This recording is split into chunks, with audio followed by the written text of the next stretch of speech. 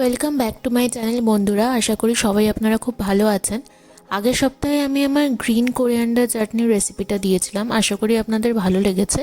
আর বলেছিলাম টিক্কা কাবাবের রেসিপিটা নিয়ে আমি এই সপ্তাহে চলে আসবো। তাহলে আজকে এসে গেছি চিকেন টিক্কা কাবাবের রেসিপিটা নিয়ে। খুব সহজেই আমি দেখিয়ে দেবো যে আপনারা বাড়িতে কীভাবে এই রেসিপিটা বানিয়ে নিতে পারবেন এবং ভীষণ জুসি, ভীষণই ডেলিশিয়াস হবে এই রেসিপিটা। খুব সহজে বানিয়ে নেবেন। সামনেই আসছে ক্রিসমাস এবং নিউ ইয়ার, তো ক্রিসমাস ইভ বা নিউ ইয়ার ইভে আপনারা কিন্তু এই রেসিপিটা বাড়িতে চটজলদি বানিয়ে নিতে পারেন। তাহলে চলুন দেখে নেওয়া যাক কীভাবে বানাবো। 600 গ্রাম আমি এখানে নিয়ে নিয়েছিলাম বোনলেস চিকেন। ব্রেস্ট পিস নিয়ে আমি বাড়িতে কেটে নিয়েছিলাম, একটু ছোটো পিস করেছি, আপনারা আপনাদের সুবিধা মতো করে নেবেন। এরপর মধ্যে স্বাদ মতো নুন দিয়ে নিয়েছি, 3 বড় চামচ আদা রসুন বাটা দিয়ে নিয়েছি, আর এখানে আমি 2টো লেবুর রস চিপে দিয়ে দেবো। এটা ছিল আমাদের ফার্স্ট ম্যারিনেশনটা। এটা ভালোভাবে দিয়ে দেওয়ার পর লেবুর রসটা, আদা রসুন বাটাটা এবং নুনটা ভালো করে আপনারা এটাকে মাখিয়ে নেবেন। পুরো জিনিসটাকে সুন্দর করে সবকটা মাংসের টুকরোর সাথে মিশিয়ে নিয়ে মশলাগুলোকে আপনারা এটাকে আধ ঘন্টা থেকে 45 মিনিট একটা ঢাকনা চাপা দিয়ে রেখে দেবেন।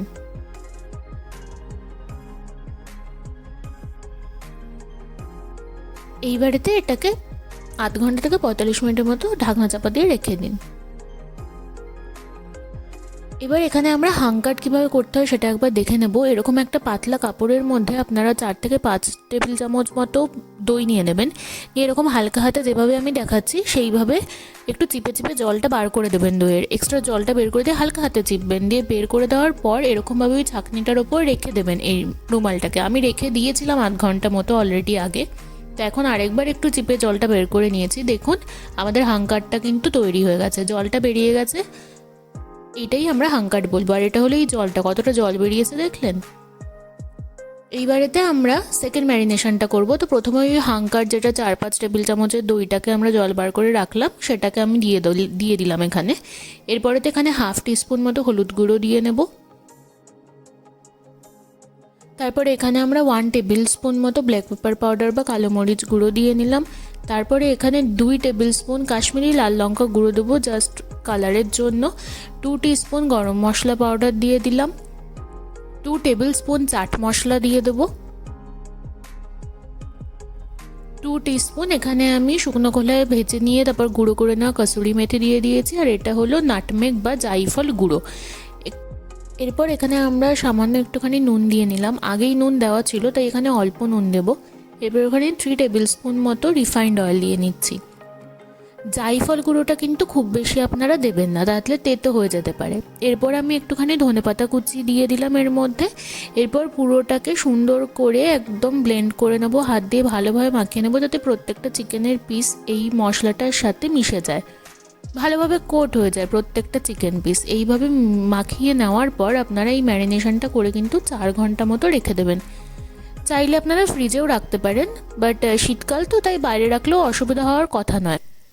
এবার আমি এখানে একটা গ্রিল প্যান নিয়ে নিয়েছি। আপনাদের যদি গ্রিল প্যান না থাকে আপনারা কিন্তু নর্মাল প্যানও ইউজ করতে পারেন, তাতে কোনো অসুবিধা নেই। আর এর মধ্যে আমি একটুখানি বাটার ব্রাশ করে দিচ্ছি। ভালোভাবে বাটারটা ব্রাশ করে নিলাম। আর 4 ঘন্টা এখন হয়ে গেছে, তাই জন্য আমি বাটারটা ব্রাশ করেছি। এইবারেতে এই ম্যারিনেটেড চিকেনের পিসগুলোকে আমরা একটা একটা করে এই প্যানের মধ্যে দিয়ে দেব।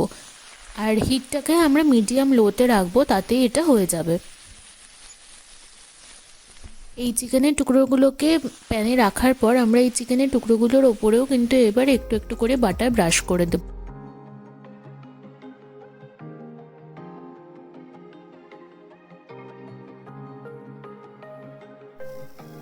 এরপর 3-4 মিনিট পর প্রত্যেকটা চিকেন আমরা ফ্লিপ করে দেবো, উল্টে দেবো।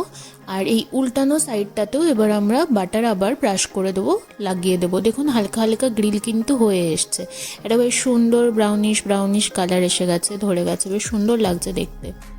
এইভাবে বাটারটা ব্রাশ করে দেবেন আপনারা অল্প অল্প করে।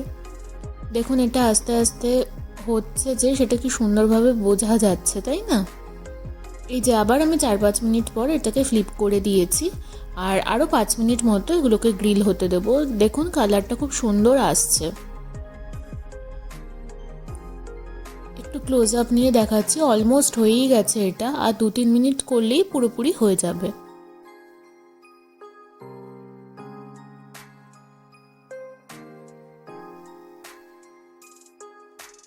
এবার দেখুন এটা প্রায় হয়েই এসছে, দেখেছেন খুব সুন্দর কালারটা চলে এসেছে, তাই না? এবার আপনারা এক একটা পিস তুলে পাশে রেখে দিন আর এর পরের ব্যাচটা দিয়ে দিন। আমি এর পরের ব্যাচটা দিয়ে দিয়েছি। এটাকেও কিন্তু ওই একই রকমভাবে বাটার ব্রাশ করে করে করতে হবে, 3-4 মিনিট পর পর উল্টে দিতে হবে আর তারপরে আবার বাটার ব্রাশ করতে হবে, আবার 3-4 মিনিট রাখতে হবে। ওই মিডিয়াম লো ফ্লেমেই কিন্তু পুরো এই গ্রিলিং ব্যাপারটা হবে।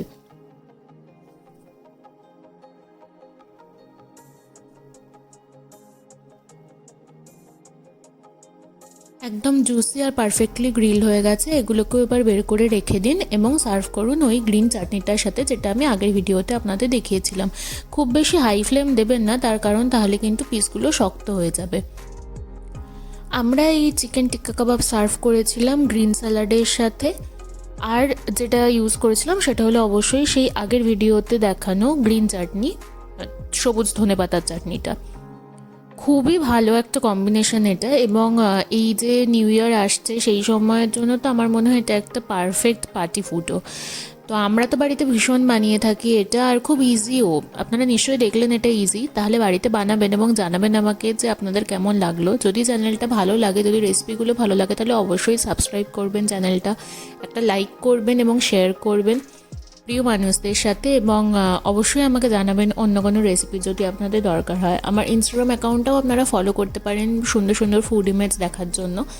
তাহলে আবার আপনাদের সাথে কিন্তু নিউ ইয়ারে দেখা হবে নতুন রেসিপি নিয়ে, নতুনভাবে একটা কিছু আলাদা করে দেখানোর চেষ্টা করব এর পরের বার। আপনারা নিশ্চয়ই থাকবেন আমার সাথে। ততদিন তাহলে ভালো থাকুন, সুস্থ থাকুন। আবার দেখা হচ্ছে সামনের বছর। Happy new year in advance. আর একটা ছোট্ট জিনিস, যেটা এই দেখুন, আমার কাবাবটা কিন্তু একদম শক্ত হয়নি, খুব নরম হয়েছিল, খুব জুসি হয়েছিল। তো বানাবেন অবশ্যই আর আমাকে জানাবেন।